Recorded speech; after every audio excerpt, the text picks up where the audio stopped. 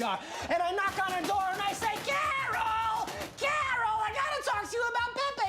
Filth is an underrated masterpiece. It was released in 2013, directed by John Bard, who has also gone on recently to direct Tetris. The story of the film comes from Filth, the novel, by Irvin Welsh. You've probably heard of Irvin if you've ever watched or read Trainspotting. Now, Filth is underrated as many foreign films usually are, and yes, this is a foreign film, taking place in Scotland. The entire movie is in English, with the only hard parts to understand is when certain slang or when they use common sayings that are only used in those areas. But regardless, if you're paying attention, you'll still understand what is being said by the context of the conversation.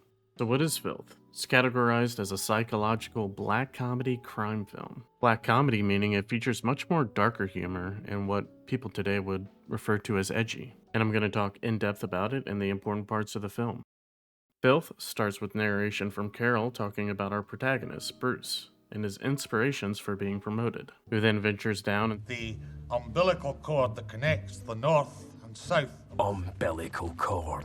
Sees a group of hooligans who've just killed a Japanese student. Now this entire thing feels like a dream, but we meet Bruce and the rest of the force and realize that the student did die. A little tidbit here, but in the book the initial victim was black, which shows off right at the beginning Bruce's disdain for black people. I assume this was changed in the movie version to keep things light for meeting Bruce for the first time, and you do want your audience to have some kind of connection to your protagonist.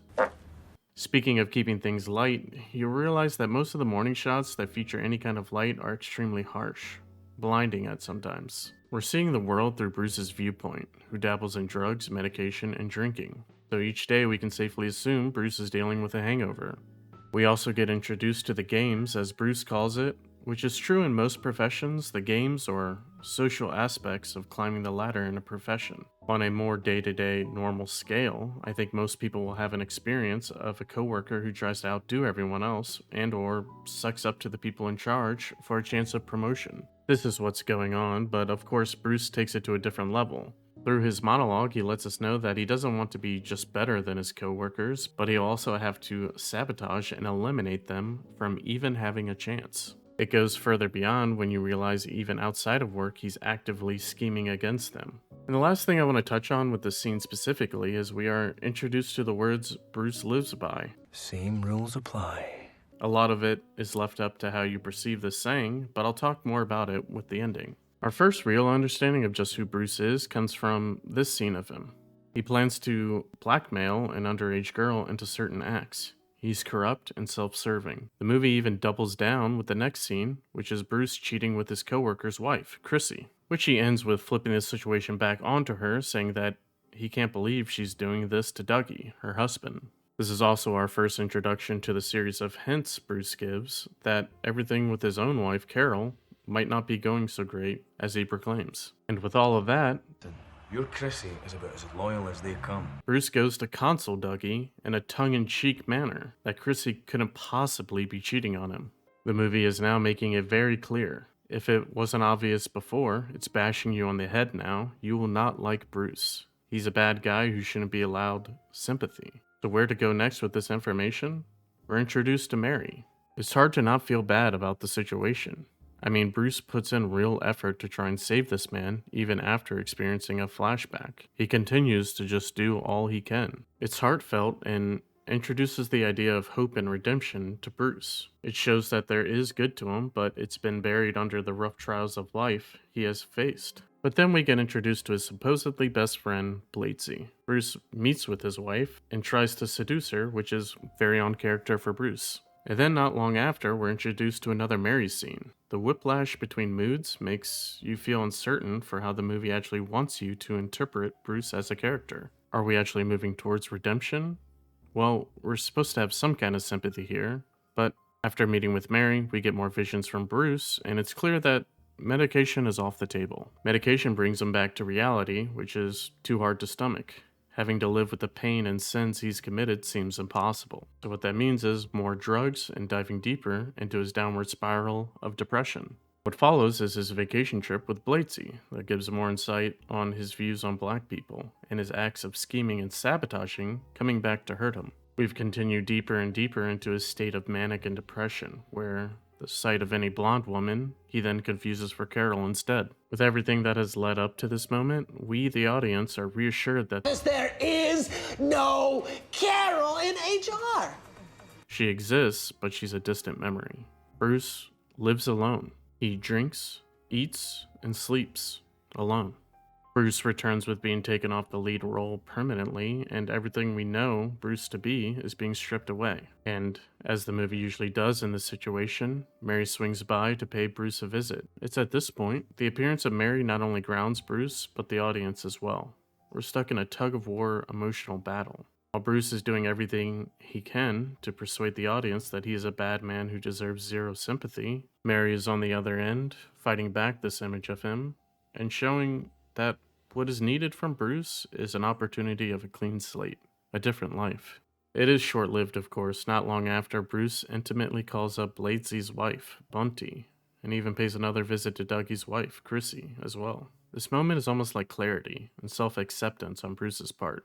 He's filth, and he knows it, and he happily indulges in being filth, trying to twist and wreck as many lives as he possibly can. He wants others to hurt as much as he does. I say almost like clarity because it really is just another small high before we get to the lowest we can get. With fear of losing his promotion completely, Bruce comes up with his worst plan yet. Frame his best mate Bladesie to try and gain back favor with his boss. Bladesie is truly the biggest victim in this movie. Bladesie is zero threat to Bruce's promotion. He believes and trusts Bruce, regardless of what they've been through, and is just happy to have a friend. Due to his appearance, it is heavily implied from his introduction that Bladesie is just an outcast. He's only surrounded by people because of his money. Even his own wife feels like she can't stand him.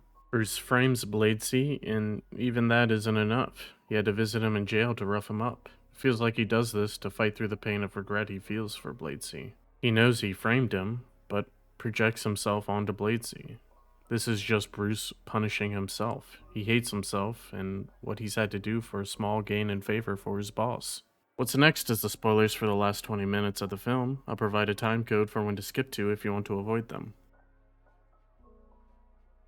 The reveal of Bruce being the one from the beginning is not something I expected watching the first time. This is obviously something Bruce does to cope with the fact that Carol is long gone. Possibly the only way Bruce has held on for so long was through this ritual. And with that, the cat is out of the bag. All the karma and sins Bruce has committed finally catches up to him. He loses his chance of promotion. In fact, instead, it's a demotion. His younger partner gets the promotion and cheekily lets Bruce know that there will be no more drugs and that he's aware he was the phone caller and not Bladesie. We even get to see Carol in the flesh with a black man assumed to be her boyfriend or husband, connecting the dots of Bruce's bias towards black people. Mary shows up, but it's a short visit that seems to hint that maybe she's not interested in anything. Maybe Bruce was just looking deeper into something that just didn't exist. And I must say, probably the best use of Creep by Radiohead I've ever heard in a movie. We never talked. Trust us? Real quiet. We got a creep. Creep. We no longer have the bright and harsh lights as we did before. Bruce is sober and has finally reached actual clarity. Through this clarity, he's realized that he is an evil person. He spreads pain to all those around him. He's done unspeakable things and he has to pay for these crimes. Being demoted and losing the lifestyle he had isn't enough. He's filth and he wants to remove his filth from this world. With the audience understanding that Mary was interested in something more is just gut-wrenching. There could have been a different path, a harder path, having to live with the pain, but some good could have come from it. And of course, we're reminded of Mary as she rings his place right before his last step. Like a cruel joke to Bruce, a reminder of what could have been during his last hours. Same rules apply. Now, I've researched a lot about this phrase, especially on how others think about what the meaning is, but I came across an interview with James McAvoy who actually talks about this and the ending. I mean, his final line, "the same rules apply," actually applies to the fact that he's wagging his finger at the audience. You can't fucking like me, and shame on you for doing so. Bruce is definitely the kind of person that would say, I feel sorry for the criminal, but you still gotta do the time. There's no sort of get out clause, even if you are a nice criminal. You've done it, and you're going down. I think that is why he's damned from the beginning, because he judges himself and hates himself, and he said that in the end. This movie definitely tries to sway you on how to feel about Bruce, but in the end, they just do not want you to like Bruce. Overall, it's a really great film, and it's in my top 10 easily.